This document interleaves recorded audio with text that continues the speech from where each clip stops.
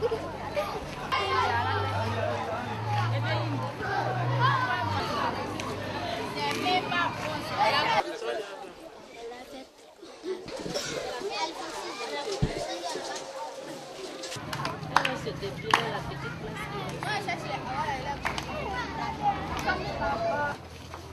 m'appelle Gaëlle Chantal. Je m'appelle Sano Santa. Je m'appelle Sephora. Je veux être maîtresse. Moi, je m'appelle Naomi.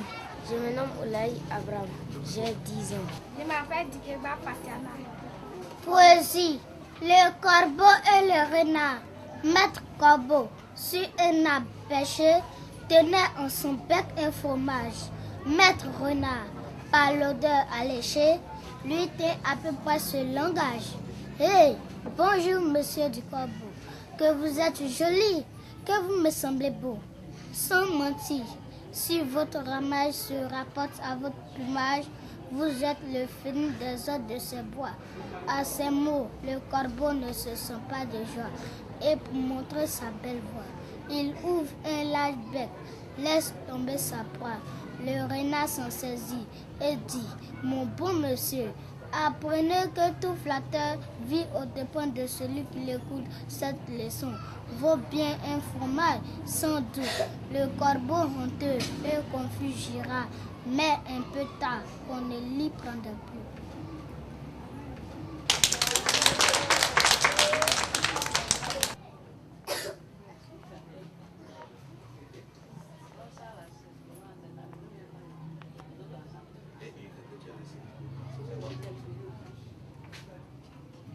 Moi, je me nomme Gueux Sériné Ugraf.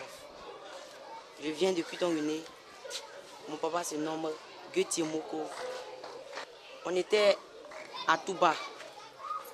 C'est de Touba, ils ont affecté mon papa à Bangolo.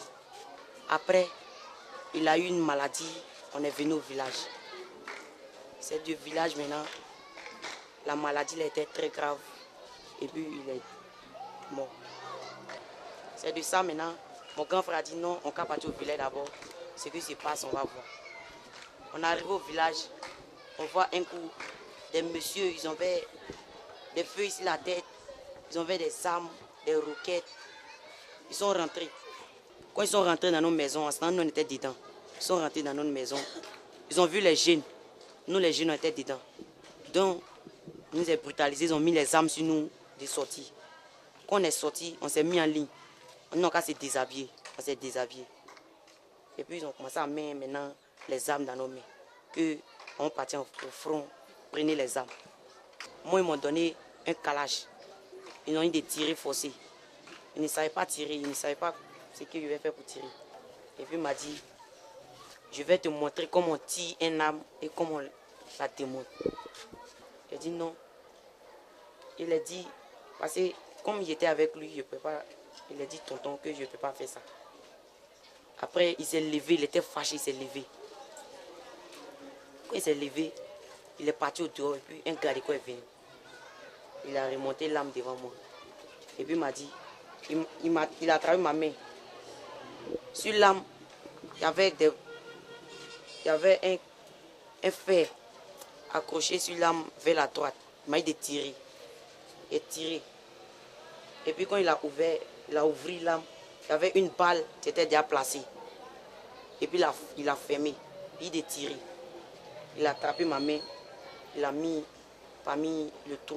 Et puis il a tiré. La guerre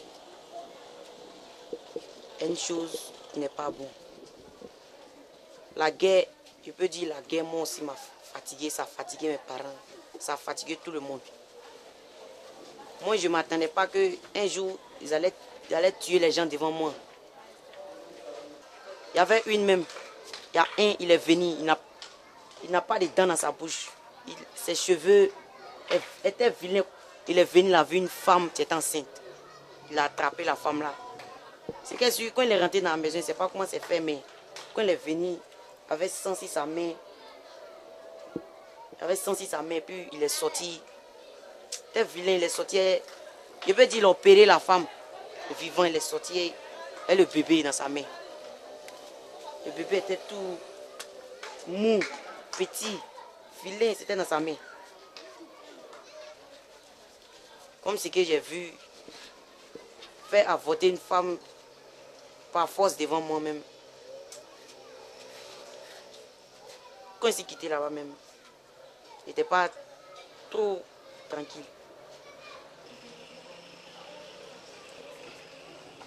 Donc la guerre et la Côte d'Ivoire a fatigué les enfants. Tout ce qu'il me dit.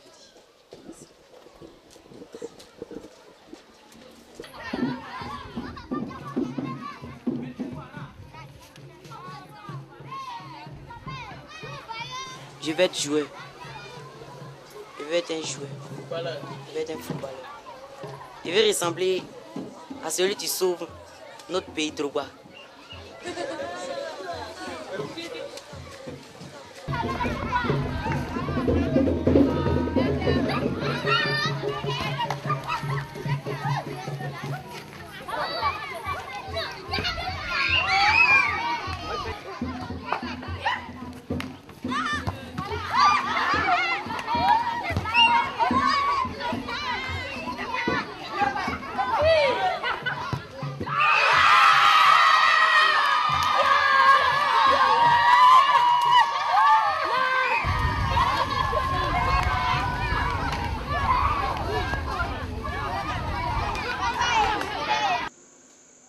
Je m'appelle Tanjean, j'ai 15 ans.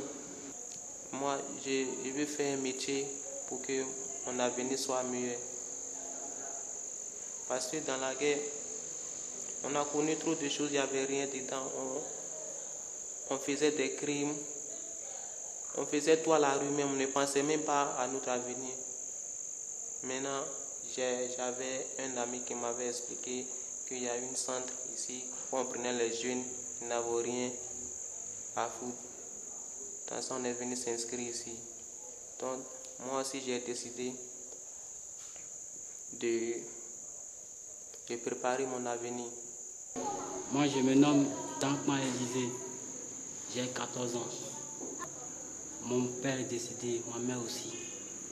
Donc, il ne sait pas quoi devenir. Je trouve que si je n'ai pas de métier, je serai toujours délinquant.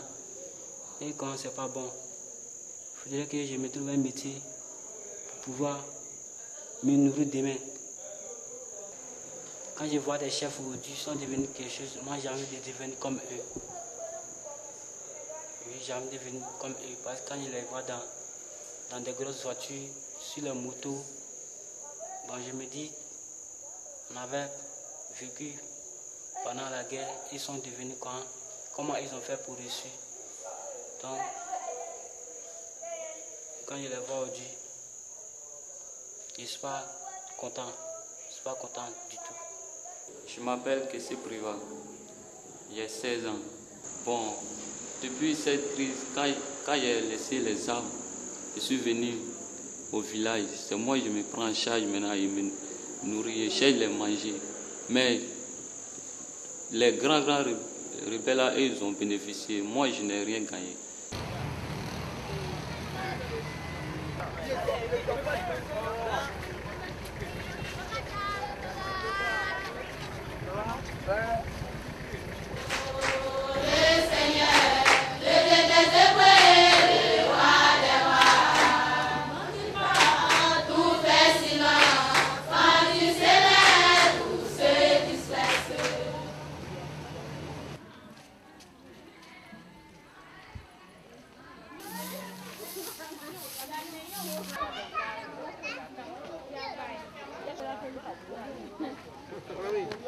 Je m'appelle Bleu Tatiana. Quand les rebelles sont rentrés à Logwalé, ils prenaient les filles en force. Et j'ai eu un ami rebelle, celui avec qui j'avais un enfant. C'est à l'âge de 17 ans que je suis tombée enceinte, j'ai eu l'enfant. Parce qu'actuellement, l'enfant a 3 ans. Son père ne s'occupe plus de l'enfant. Parce qu'il a dit non, que l'enfant ne l'appartient pas. Bon. Mais actuellement, je peux dire, la vie d'avant n'est plus comme celle de maintenant. La vie a changé. Parce qu'avant, les rebelles, eux, Il nous taquinait, il faisait n'importe quoi. Quand il voyait les filles, il faisait n'importe quoi. Mais maintenant, ça a changé. Grâce à ce foyer aussi, je suis libre. Dans l'avenir, je veux que ma fille aille à l'école. Et qu'elle devienne aussi quelqu'un plus tard. Pour m'aider et aussi aider les autres. Je me nomme Zioli Sandrine. J'ai 18 ans. Quand la guerre a commencé, nous on était au champ. Par les fusils, on fuyait. Donc on a commencé à courir. Quand on arrive à quelque part, on se repose, on boit de l'eau sale, qui sont là-bas. Après encore, on s'en va encore. Quand on arrive devant, encore, on dit ah ils sont devant là-bas, on se retourne encore. Nous on était traumatisés même. Pas fini même dans la guerre, mais j'ai perdu un de mes frères. On s'est été comme ça. Je me nomme Gueux Antoinette. Je vais réussir dans ma vie, quoi. Je vais faire un travail.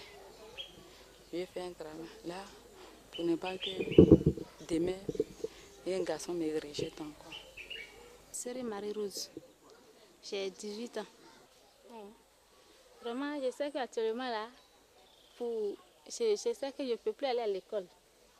Mais je veux avoir au moins un atelier bien arrangé, bien classé pour que j'aie aussi des apprentis bien pour m'occuper aussi de ma famille et de mon enfant. C'est de mon enfant maintenant, je pense, pour qu'elle va à l'école et qu'elle continue son étude. C'est à elle maintenant, je pense. Je m'appelle Kesté Adeline. Bon, à moi, ça allait un peu. Mais souvent, il y a les rebelles agressaient les gens. Ils venaient rentrer chez les gens pour faire du mal. Tout cela, ils faisaient avant. Mais maintenant, là, ça va. Ils ont arrêté ça, ils ont arrêté tout cela. Ça va un peu. Sinon, avant, ils agressaient les gens. Ils violaient les gens, ils braquaient les gens. Une fille, tu es seule dans ta maison, tu es seule. Souvent, la nuit, ils viennent rentrer dans la maison et ils font ce qu'ils veulent. Quand tu cries, les gens ne viennent pas au secours parce que tout le monde avait peur. Tout le monde avait peur. Quand tu cries comme ça, on ne vient pas à ton secours. Donc, quand ils viennent, ce qu'ils veulent faire, quand ils finissent de faire, ils s'en vont. J'ai une camarade, elle est au foyer ici. Dans ce temps-ci, on l'a violée chez elle à la maison. Au moment où elle dormait, ils sont venus rentrer dans la maison. Ils ont éteint la lumière, ils ont augmenté le volume de poste radio et puis on l'a violée. Martine, j'ai 16 ans. J'ai une fille de 5 ans. Quand je suis née, je ne connais pas le bruit des fusils. Je ne connais pas la guerre. Mais quand la guerre a déclenché, j'étais traumatisée. Je ne sais pas où aller. Ils ont détruit beaucoup de choses. Ils ont abattu les maisons, tué les gens. Ce qu'on nous n'a jamais vu, ce que je n'ai jamais vu. Si on assassine quelqu'un devant toi, tu dois être traumatisé. Donc j'étais traumatisée, je ne sais pas où aller. Donc j'avais les problèmes pour vivre. Bon, les garçons de maintenant, s'il veut te donner quelque chose, il veut te rendre service, il faudrait forcément qu'il couche avec toi. Donc, s'il vient m'aborder pour s'occuper de moi, je ne pourrais pas refuser. Parce que j'ai besoin d'aide. Bon, je suis couchée avec lui, j'ai pris la grossesse. Je ne pensais pas, je n'avais pas l'idée qu'il pouvait m'abandonner avec mon enfant pour partir. J'étais avec un homme rebelle, il me maltraitait comme fou. Mais j'avais des moyens, manque de moyens. C'est par manque de moyens. Par manque de moyens, je les ai suivis pour qu'ils s'occupent de moi. Mais ce dernier, quand il me frappe, il veut me tuer. Il m'enferme dans la maison. Du matin au soir, je ne bois pas de l'eau, je ne mange pas. Il me taquine toujours. Ils sont très très violents envers les filles. Alors, je suis venue ici pour apprendre quelque chose pour l'avenir de mon enfant et moi. Pour ne pas que mon enfant souffre comme moi. Puisque j'ai trop souffert. Moi, je suis venue ici, j'apprends la coiffure. Ici, nous avons besoin de beaucoup de choses. Des gels pour faire de la coiffure. Oui, on a besoin des pinces, des filets, des mèches pour faire la coiffure. Tout ça, là, nous avons manqué de ça. On ne sait pas comment faire pour apprendre bien la coiffure. J'ai aussi des sœurs qui sont encore dans les villages. qui veulent venir travailler avec nous. Mais la guerre est terminée. Le projet est déjà terminé. Nous avons pitié d'eux. On veut aussi de l'aide pour nos camarades qui souffrent encore dans les villages. Si le projet se termine, ça ne nous arrange pas. Nous sommes aidés. Mais et nos camarades qui sont encore au village, qui ne sont pas aidés, ça ne nous arrange pas. Je veux quelque chose par rapport à mon avenir. Parce que je ne veux plus vivre comme avant. J'ai besoin d'aide. Si j'ai mon salon, mes casses, j'ai eu casse, les séchoirs, je peux arranger mon salon pour mettre mon enfant à l'école. Parce que mon enfant, déjà, on commence à la former ici. Mais demain, l'année prochaine, elle doit aller à l'école. Elle ne peut pas rester comme ça. Bon, je vais travailler sans les mensonges d'un homme.